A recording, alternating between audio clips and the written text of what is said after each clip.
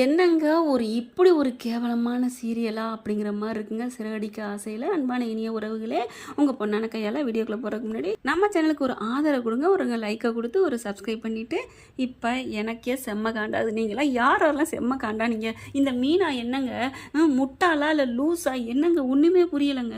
என்ன திண்டவே இருக்கே திருப்பத்தூரன் தென்னங்கட்டினான்னு சொல்கிற மாதிரி மனோஜுக்கு என் கையால் டீ போட்டு தர மாட்டேன்னு சொன்ன இந்த நன்னாரி இன்னைக்கு அவனுக்காண்டி சரி அன்னைக்கு சொன்னேன் அவன் திருந்தாமல் இருந்திருக்கலாம், இன்னைக்கு திருந்திட்டாயா அதனால நீ நல்லது பண்ணு அப்படின்னு சொல்லலான்னு பார்த்தா அதுக்கும் லாய்க்கில்ல.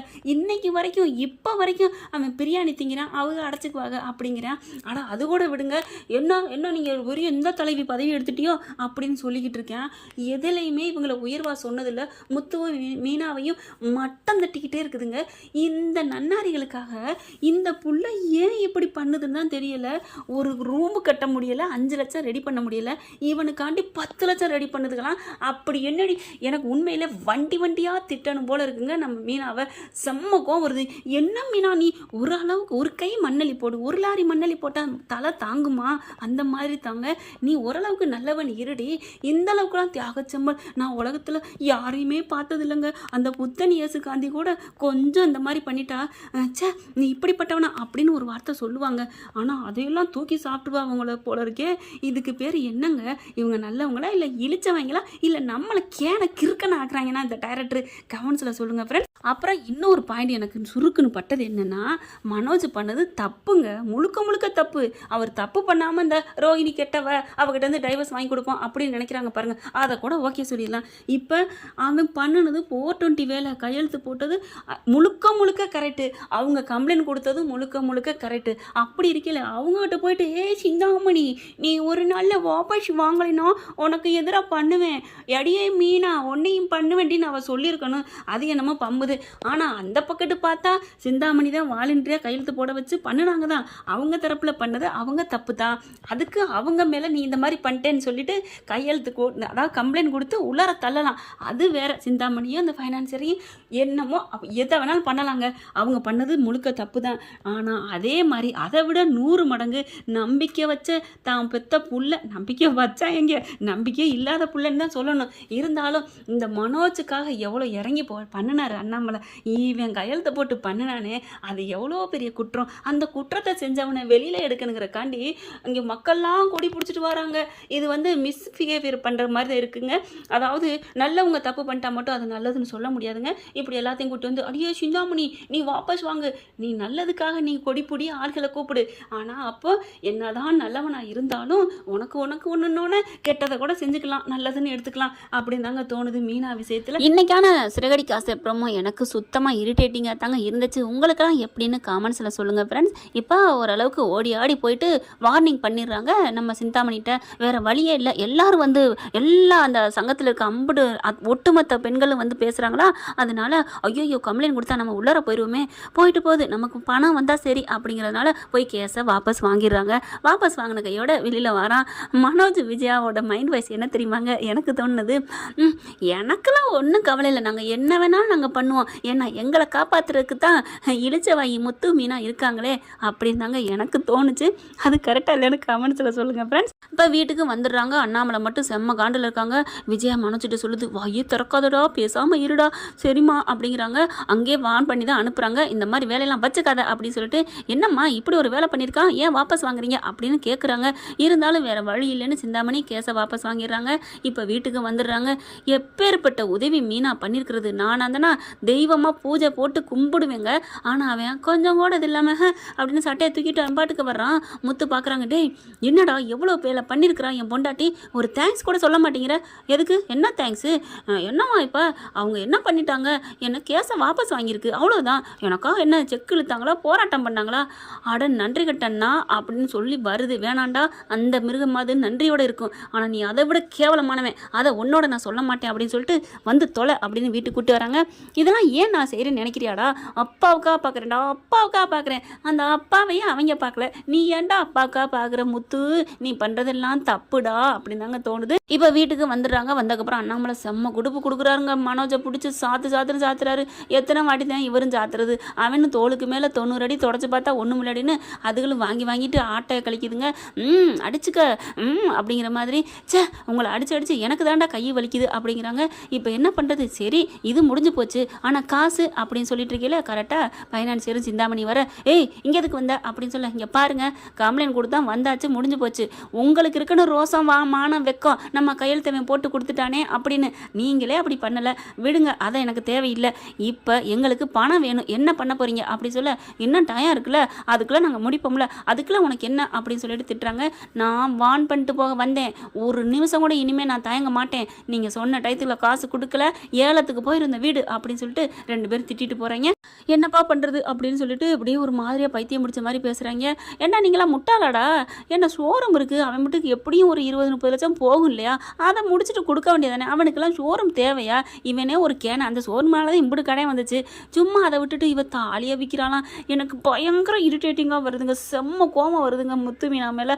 அதாவது நல்லவங்க தான், இல்லைன்னு சொல்லலை, என்னங்கடி இப்படிலாம் தாலியாக கழட்டி கொடுத்து. இப்போ விஜயா கையில் வளையல் இருக்குது, கழுத்தில் நகை இருக்குது, அதெல்லாம் எடுக்க மாட்டாங்களாம். அவங்களோட உயிர் கயிறு புள்ள, அந்த புள்ள தலைமுடி புள்ள அப்படின்னு ரொம்ப தாங்குது இல்லை, கொடுக்க வேண்டியதானங்க.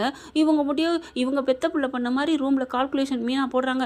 ஏங்க அதை வச்சா 8 லட்சம், அதை வச்சா 3 லட்சம். எனக்கு உண்மையிலே அதெல்லாம் பார்க்கல, எனக்கு சுத்தமாக பிடிக்கவே இல்லைன்னு தாங்க சொன்னேன். இப்போ எல்லாரும் பேசிக்கிட்டு இருக்கிறாங்க எப்படி கடை அடைக்கிறதுன்னு. இப்போ என்ன பண்ணுது, ரோகிணி டான்னு வந்து நிற்கிதுங்க. ரோகிணி பார்த்தோன்னா இப்போ தான் வெள்ளிக்கிழமை போணுச்சு, இப்போ சனிக்கிழமையா அப்படிங்கிற மாதிரி பார்க்குறாங்க. என்னப்பா என்ன என்ன எல்லாம் எல்லாரும் பார்க்குறீங்க, ஏய் இங்கே வந்த என்ன கோர்ட் ஆர்டரை மறந்துட்டீங்களா, என்னோட 25,000 பணம் எங்க அப்படின்னு சொல்ல, ஐயோ இவளுக்கு வேறு 1 மாதத்துக்கு மேலே ஆச்சே அம்மா, இப்போ என்னம்மா பண்ணுறது, இப்போ என்னமோ ரொம்ப பேசுன, என்ன பண்ணிட்டீங்க ஏது பண்ணிட்டீங்கன்னு இப்போ என்னடா பண்ணுவேன் அப்படின்னு சொல்ல, மனோஜ் பார்க்குறாரு. ஐயோ இங்கே பாரு ரோகிணி, ஏன்டா இப்போலாம் பணம் இல்லை அப்படின்னு சொல்ல, நீ பணம் தர வேணாம் மனோஜ், நீ தரவே வேணாம் அப்படின்னு சொன்ன கையோட, ரொம்ப தேங்க்ஸ் ரோகிணி. ஐயோ இவனை என்ன சொல்கிறது, டேய் இங்கிட்டு வாடா அப்படின்னு ரவி பிடிச்சி இழுக்கிறாங்க. என்னடா எதுக்குடா இழுக்கிற, பாத்தியா ரோகிணி வேணான்றுச்சு, 25,000 வேணான்ட்டா அப்படின்னு சொல்ல, இங்கே பாரு மனோஜ் 25,000 என்ன, உனக்கு நான் 25,000 வேணாலும் தர்றேன். என்ன ரோகிணி சொல்கிறேன், ஆமாம் என்ன நான் என்ன பண்ணணும், நீ பேசாமல் என் கூட வந்துடு மனோஜ், உன்னை நான் வச்சு பார்த்துக்கிறேன், நம்ம வீட்டுக்கு போயிடுவோம், நமக்குன்னு ஒரு உலகம், நீனா நம்ம குழந்தை. என்னது நம்ம குழந்தையா, அது நம்ம குழந்தை, என் குழந்தை தானே மனோஜ், ஏன் மனோஜ் இப்படிலாம் பார்க்குற, உன்னை நான் தங்கத்தட்டில் வச்சு தாங்குவேன் மனோஜ், இந்த வீடு உன்னைய அலட்சியப்படுத்துறாங்க, உன்னை அசிங்கப்படுத்துறாங்க, இப்போ கூட உன்னை மட்டம் தட்டி தானே பேசிக்கிட்டு இருந்தாங்க, யோசிச்சு பாரு அப்படின்னு சொல்லல. ஆமாம் அப்படிங்கிற மாதிரி நினச்சி பார்க்குறான். ஆமாம் ரோகிணி. உடனே விஜயா பார்க்குது, டேய் மனோஜ் என்னடா பேசுகிற அப்படி சொல்ல, இல்லைம்மா அது வந்துமா அப்படின்னு சொன்ன கையோட பலார்னு அறையுது.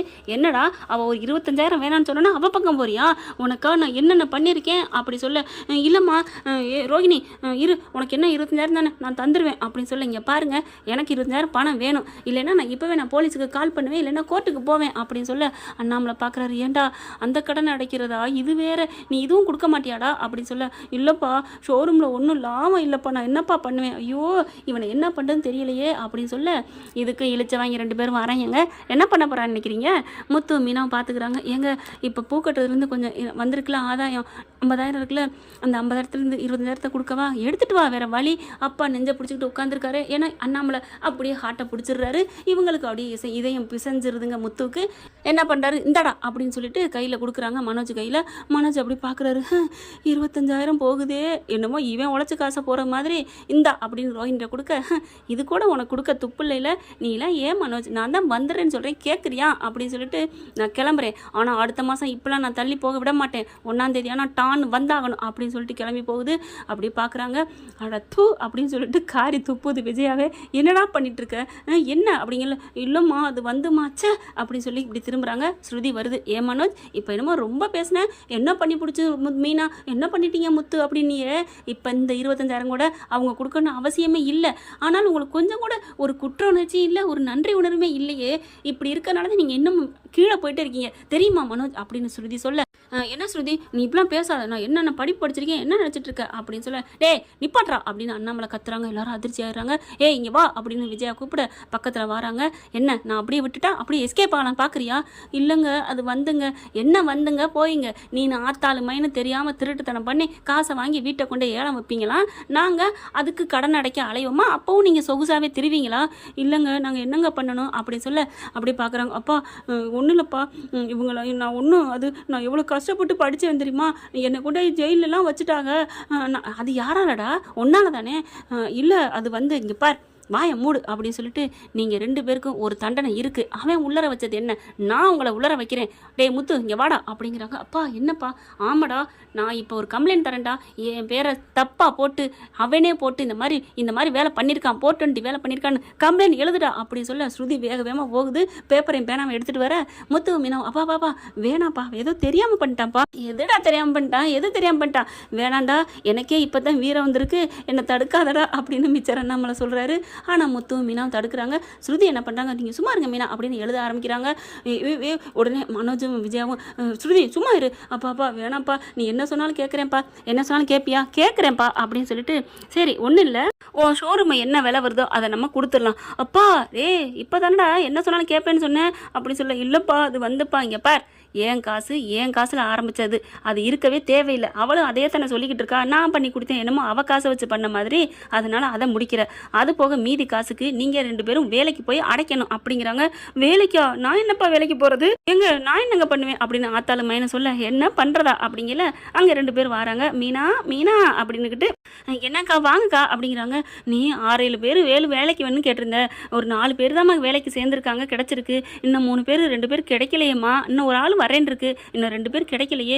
அக்கா வேணுக்கா அப்படிங்கிறாங்க. ஒரு நல்லா படித்ததா கேளுங்கக்கா, கணக்கு வழக்கு எழுதுனுக்கா, அவங்களுக்கு டெய்லி 500 ரூபா கொடுத்துருவோங்க்கா அப்படிங்கிறாங்க. அப்புறமா இந்த வந்ததெல்லாம் எண்ணி மூட்டையை ஏற்றணும், அந்த பெட்டியாக பாக்ஸை அடுக்கி வைக்கணும், அதுக்கு ஒரு ஆள், பூ கட்டுற அனுபவம் இல்லாட்டியும் பரவாயில்ல, அதை ரெடி பண்ணுமா அப்படின்னு அந்த மீனா சொல்ல, பார்க்குறேன், நான் சொல்லிட்டேன், இன்னும் 2 பேர் குறையுது மீனா, பார்க்கலாம் அப்படின்னு சொல்ல, இருமா அப்படின்னு சொல்லிட்டு அண்ணாமலை என்ன பண்ணுறாங்க, மீனா இங்கே வா, உனக்கு 2 ஆள் குறையுதுன்னு சொன்னீல, ஆமாம் அப்படிங்கிறாங்க. இந்த அடுக்கிறது எண்ணிக்கை வைக்கிறது அதுக்கு ஒரு அம்மா போதுமா? சரிம்மாம்மா அப்படி சொல்ல, விஜயா இங்கே வா, இந்த வேலைக்கு நீ தான் போகிற அப்படிங்கள. என்னது நானா? ஆமாம், அப்புறம் நீனா நான் போகிறதா? அப்பா அந்த நான் போகிறதான்னு சொன்னோடனே முத்து அப்பான்னு துடிக்கிறாருங்க. உண்மையிலே இப்படிலாம் ஒரு புள்ள பெத்தா அவன் கோடீஸ்வரன் தாங்க, கொடுத்து வைக்கணுங்க இந்த மாதிரி ஒரு புள்ள பெக்கிறதுக்கு. அடுத்து பார்த்தா அந்த கணக்கு எழுது படித்ததா நீ வேலை சொன்னியம்மா, 500 ரூபா டெய்லி தரேன்னு. ஆமாம்மாம்மா, அதுக்கு ஆள் இருக்குமா? என்னவாம்மா சொல்கிறீங்க? எந்தோ இவர் தான் படித்த அறிவாளி. அப்பா என்னப்பா நீ தானடா படிச்சிருக்கேன்னு சொன்னேன், கணக்கு எழுதுகிற வேலை தான்டா, எத்தனை லோடு வருது வைக்கிதுன்னு எழுதணும், அவ்வளோதான். நான் இதுக்கு மீனாவுக்கு கீழே இவளுக்கு கீழேயா? அப்படி என்ன இவளுக்கு இல்லைன்னா, இவனால தான் நீ வெளில இப்போ நிற்கிற, இல்லைனா நீ 1 2 3ன்னு கம்பி என்னன்னு தெரியுமா அப்படின்னு ரவியை கோவம் வந்துடுது, கத்த ஆரம்பிச்சிடுறாங்க. அப்படி பார்க்குறாங்க.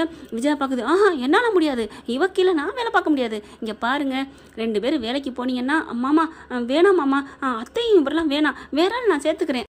அட சுமார் மீனா அப்படின்னு சொல்லிட்டு அடக்குறாரு. அண்ணாமலை, ரவி, ஸ்ருதி, முத்து எல்லாருமே அடக்குறாங்க. இதுதான் சந்தர்ப்பம், ஸ்ருதி வருது, உங்களை எப்படி ஆட்டி படைச்சிச்சு, இப்போ உங்களுக்கு கீழே வச்சு ஆட்டி படைங்க அப்படின்னு சொல்ல, ஸ்ருதி அதெல்லாம் பழிக்கு பழி பண்ணுறதுலாம் தப்பு.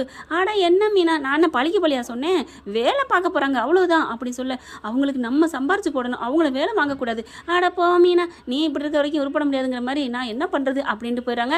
அங்கிள் நீங்கள் சொல்கிறதான் சரி அப்படிங்கிறாங்க. அவங்க 2 பேரும் வேலைக்கு போகலைன்னா நான் இப்போவே கம்ப்ளைண்ட் எழுதவா அப்படின்னு எழுத போகிறாங்க. எழுதுமா ஸ்ருதி அப்படிங்கிறார் அண்ணாமலை. மனோஜ் பார்க்குறாரு, அப்பா வேணாப்பா அப்படின்னு சொல்லிட்டு அழுகுறாங்க. அப்பா வேலைக்கு போ.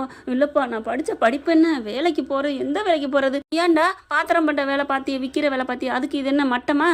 இங்கே பாரு அப்படின்னு சொல்லல ரவிப்பா அப்படியே அந்த விரலை, மனோஜோட விரலை அப்படியே எதுங்கிறாருங்க. அப்பா அப்படின்னு கத்துறாங்க. அம்மா அப்படின்னு கத்துனா மனோஜ். ஏன்னா தப்பி தவறி கூட அப்பான்னு வராது மனோஜுக்கு. அப்போ தான் ரவி சொல்கிறாங்க, யாரை பார்த்து என்ன பேசுகிற, அவங்க 2 பேர் இல்லைன்னா நேரம் இன்னைக்கு பத்திரம் போயிருக்கும், நீ உள்ளர கம்பி எண்ணிட்டு இருப்ப, என்ன இன்னமும் படிப்புன்னு ஆரம்பத்துலேருந்தே நீ பண்ணது எல்லாமே ராங்குடா. அந்த பணத்தோட ஓடினது, அந்த ஜீவாவோட ஓடினது, அப்புறம் அந்த ரோஹிணியை கட்டினது, இப்போ பணத்தை மறுபடியும் பத்திரத்தை மாற்றி எழுதுனது, எல்லாமே நீ தப்புக்கு மேலே தப்பு பண்ணியிருக்கிற. இதில் ரோஹிணியை வேற தப்பு சொல்கிற. நான் மறுபடியும் சொல்கிறேன், அப்பா சொல்கிறத கேளு, இல்லைன்னா நீ கம்பி என்னது அப்பா, இது நான் உன் பக்கம் நிற்கிறேன்ப்பா அப்படின்னு ரவி சொல்ல, ஸ்ருதி ஆமாம் அங்கிள் அப்படின்னு சொல்கிறாங்க. இப்போ நான் 10 நீங்கள் சரின்னு சொன்னால் நான் பேசாமல் போயிடுறேன், இல்லைன்னா நீ சரி சொல்லைன்னா மீனா அந்த ஸ்ருதி நீ அந்த பேப்பர் பேனா எடுமா அப்படிங்கிறாங்க. சரின்னு சொல்லிட்டு நீ ஓகேன்னா நீ போய் அந்த பேப்பர் பேனா எடுத்துகிட்டு போ அப்படின்றாரு. 1 2 3 அப்படின்னு எண்ணுறாங்க. 9 எண்ணிடுறாரு. மறுபடியும் மனோஜ் விஜயம் பார்க்குறாங்க. என்னடா இவக்கு கீழே வேலைக்கு போமா, அம்மா அங்கெல்லாம் போய் கொசுக்கடியிலையும் களியும் திங்க முடியாது, இவகிட்ட போயிட்டு கொஞ்சம் அப்படியே ஆட்டையை கழிச்சிட்டு அவளை அதிகாரம் பண்ணிக்கிட்டு நம்ம பார்த்துக்கிட்டு இருக்கலாம், நம்மளுக்கு 30,000 வருதில்ல அப்படி சொல்ல அப்படி பார்க்குறாங்க. 10ன்னு சொல்லல ஓடி போய் மனோஜ் அந்த பேப்பரையும் பேனாவும் எடுத்துடுறாரு. ஸ்ருதி எடுக்கங்காட்டிலையும் அப்பா நல்லது, வேலைக்கு போகிறீங்க ஓகே தானே, சரிங்கப்பா நமக்கு 30,000 வரப்போகுது, ஆளுக்கு 15,000 அப்படின்னு நினச்சி சந்தோஷமா இருக்க. அப்புறம் இன்னொன்று, என்னப்பா இன்னும் என்னப்பா அப்படின்னு மனோஜ் விஜயாவும் திரும்ப, உங்களை அவ்வளோ சீக்கிரம் நான் விட்டுற மாட்டேன்டா, நீங்கள் அவ்வளோ கொடுமை பண்ணியிருக்கீங்க, நான் விட போய் என்ன எல்லாரும் மிச்சர் அண்ணாமலையும் சொல்கிறாங்க, அதனால என்னப்பா அந்த வந்துட்டு போணுச்சு உன் பொண்டாட்டி, அந்த முன்னாள் பொண்டாட்டியா என்னமோ ஒருத்தி, அவளுக்கு 25,000 யார் பணம் கொடுக்குறது, அது இந்த முத்து கொடுப்பான், என்னது அவர் ஏன் கொடுக்கணும் அப்படின்னு எல்லாரும் மொத்தமாக சொல்ல, ஐயோ அப்படின்னு, இல்லைப்பா அவங்க தானே இப்போ கொடுத்தாங்க, அப்போ ஓயாமல் அவங்களே கொடுப்பாங்களா, என்ன நினச்சிட்டு இருக்கீங்க, இல்லைப்பா நான் காசுக்கு எங்கே போவேன் அப்படின்னு சொல்ல, விடுங்கப்பா நானே கொடுத்துக்கிறேன்ப்பா அப்படின்னு முத்து சொல்ல, பாத்தியாப்பா முத்துவே கொடுக்குறேன்னு சொல்கிறான் அப்படின்னு மனசுக்கு சந்தோஷம். எப்படிப்பா முத்து கொடுப்பேன், அதான் 2 பேரும் வேலைக்கு வராங்களேப்பா, அதானே நான் அதை தாண்டா நானும் சொல்ல வந்தேன் அப்படிங்கிறாரு அண்ணாமலை. மனோஜ் பார்க்குறான், அடிமடியில் கை வச்சுட்டானே, அப்பா என்னப்பா, ஆமாப்பா உங்களுக்கு 30,000 ஆளுக்கு 15,000 சம்பளம் தரேனாங்களா, ஆமாப்பா அதில் 25,000 ரோஹினிட்ட கொடுத்துட்றீங்க, அந்த 5,000 ஆளுக்கு 2,500 2,500 அப்படின்னு சொல்ல, செலவுக்கு வச்சுக்கணுமாப்பா அப்படின்னு, பரவாயில்ல 2,500 கிடைக்குமே அப்படின்னு மனசு சொன்னேன். அப்போ வீட்டில் ஒரு நாளைக்கு 300 500 சாப்பிடுவீங்களே, அதுக்கு பார்த்தா 10,000 வருமே, போனால் போயிட்டு போகுது, உங்களுக்கு 2,500 உனக்கு நான் சோறு போடுறேன், மீதி செலவை நான் பார்த்துக்கிறேன் அப்படி சொல்ல, அப்பா அந்த காசு உங்களுக்கு தானா, அப்போ எங்களுக்கு செலவு, உனக்கு செலவுக்கு என்ன ஒரு 10 ரூபா பேட்டா தரேன்டா, டீ குடிச்சுக்கடா, அப்பா இருந்தாலும் அப்பா ஜெயிலுக்கு போறியா, ஸ்ருதி அந்த பேப்பர் பேனாவை எடு, இந்த வந்துட்டேன் மாமா, ஐயோ வேணாப்பா நீங்கள் சொல்கிறதே கேட்குறப்பா அப்படின்னு அலறி அடித்து ஓடுதுங்க 2 பேரும். என்ன ஃப்ரெண்ட் இப்படிலாம் போனால் நல்லா தானே இருக்கும், பார்க்கலாம் என்ன பண்ண போகிறேன்னு கடுப்பாக தாங்க வருது இந்த கதையை நினச்சாவே. Thank you friends. இந்த வீடியோ உங்களுக்கு பிடிச்சிருந்தா தயவு செய்து லைக் பண்ணுங்க. இன்னும் அப்டேட்ஸ்க்காக சேனலை சப்ஸ்கிரைப் பண்ண மறக்காதீங்க. நம்ம கிட்ட இருக்க எல்லா சேனல்ஸோட லேட்டஸ்ட் வீடியோ அப்டேட்ஸ்க்காக மேல ரைட் சைடுல காட்டுற லிங்கை கிளிக் பண்ணி வாட்ஸ்அப் குரூப்ல ஜாயின் பண்ணுங்க. உங்களிடம் விடைபெறுவது நான் உங்கள் மெஹர்.